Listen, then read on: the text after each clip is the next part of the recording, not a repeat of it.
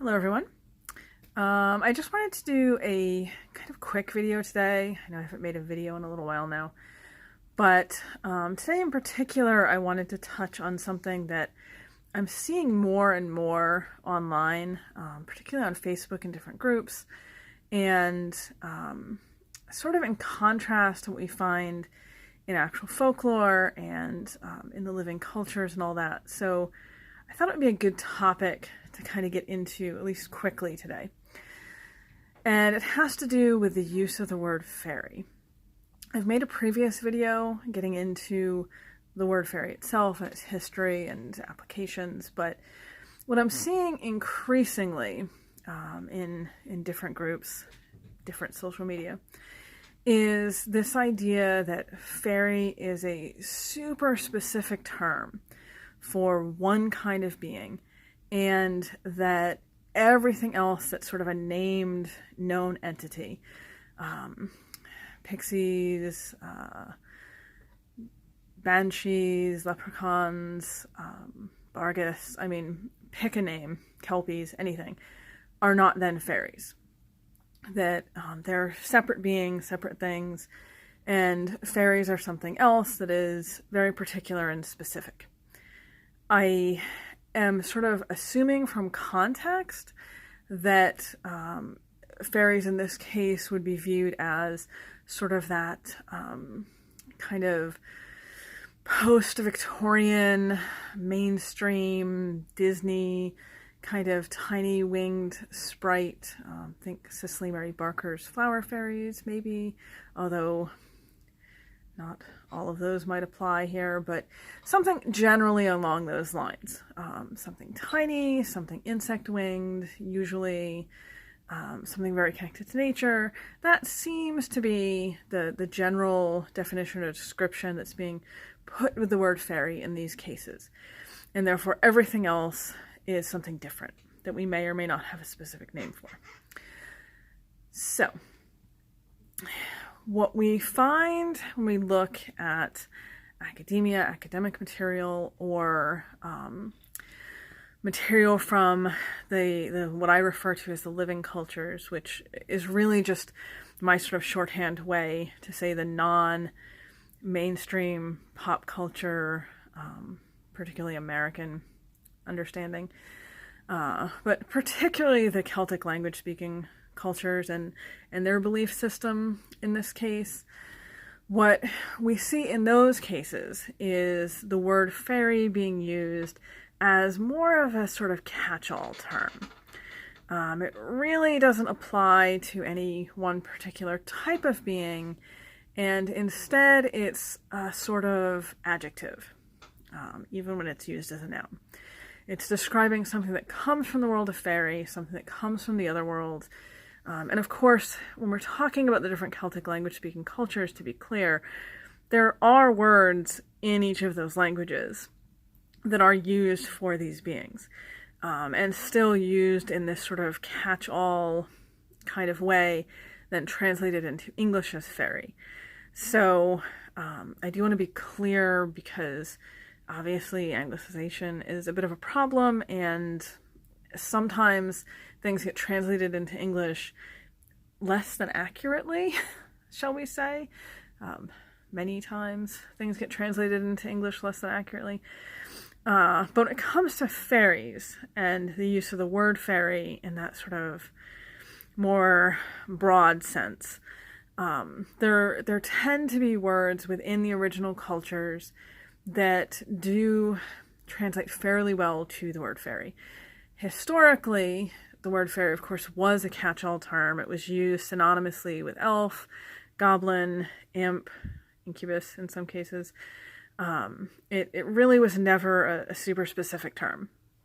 So now we have this sort of divergence in modern, again, I'm speaking specifically to culture in the United States here and more broadly North America, but we could apply some of this at least also to England, from what I understand anyway.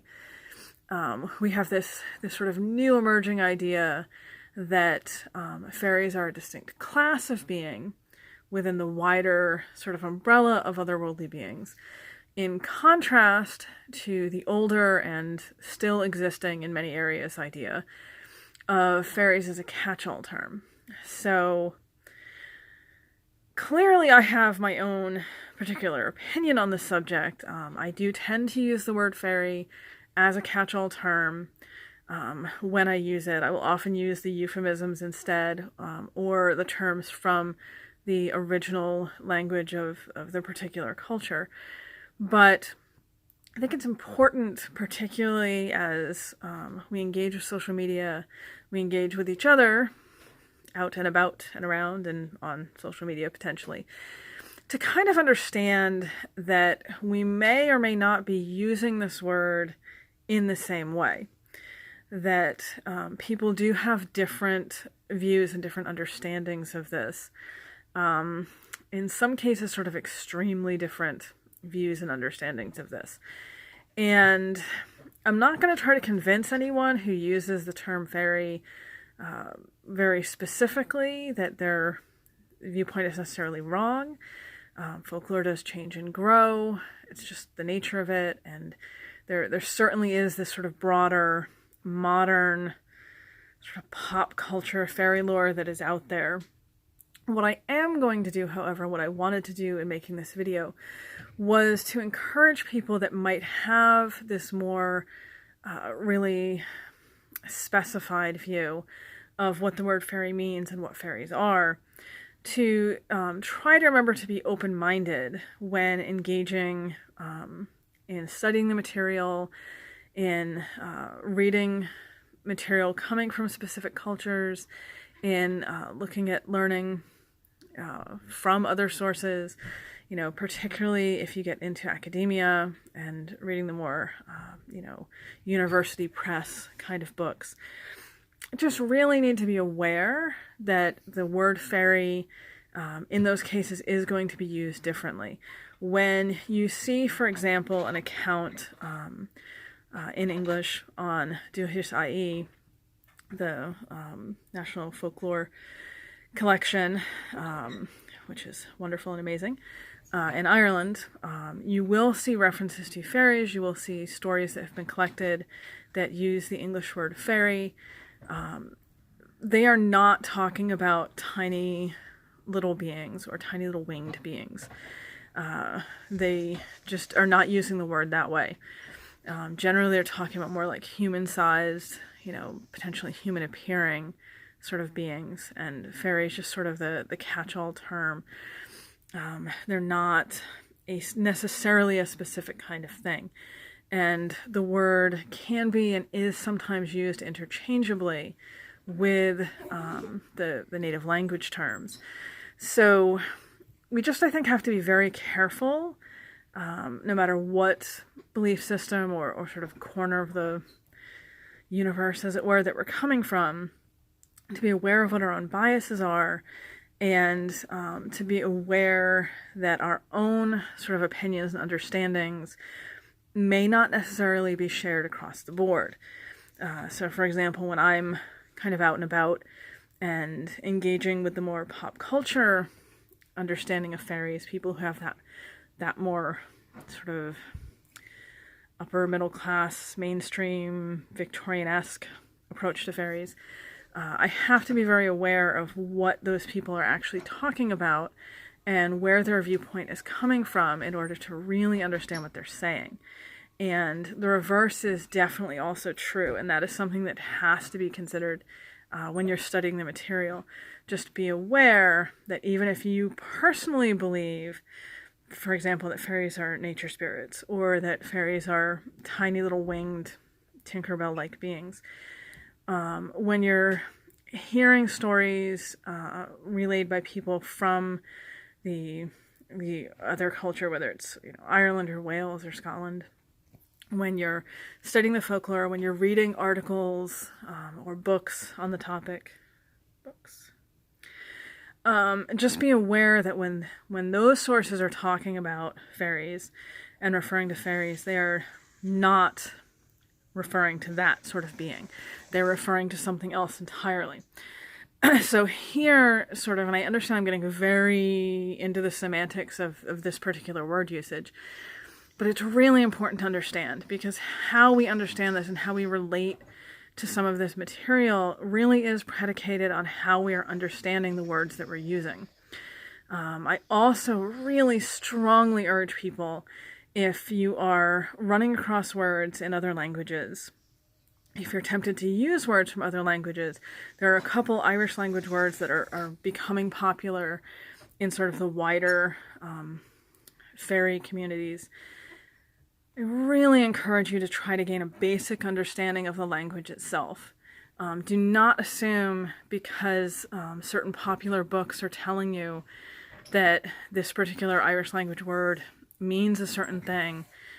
First of all, that that's actually what it means, but also that from that you understand the cultural context, how the word would have been used, what it's actually implying.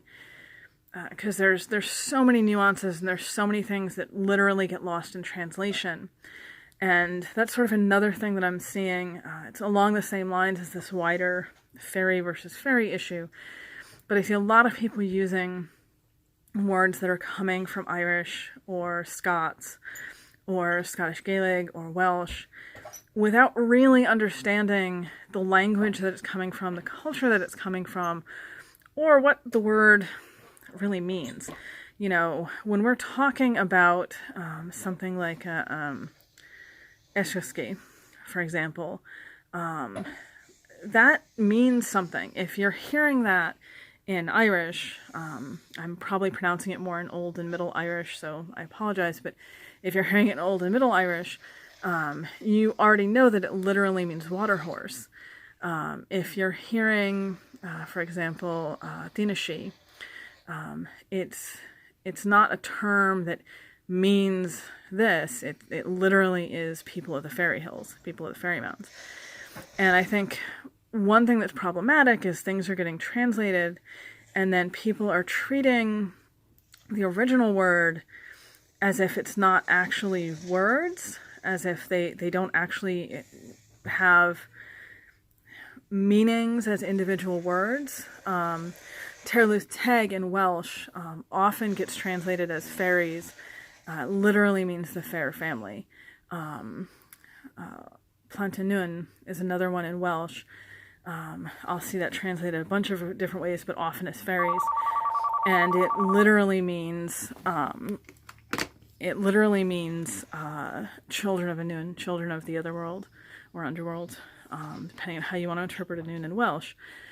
So just being really aware of this. If you're gonna use words from another language, either try to gain a basic understanding of the language itself, as my phone keeps ringing, or at least try to gain a real understanding of those particular words and terms.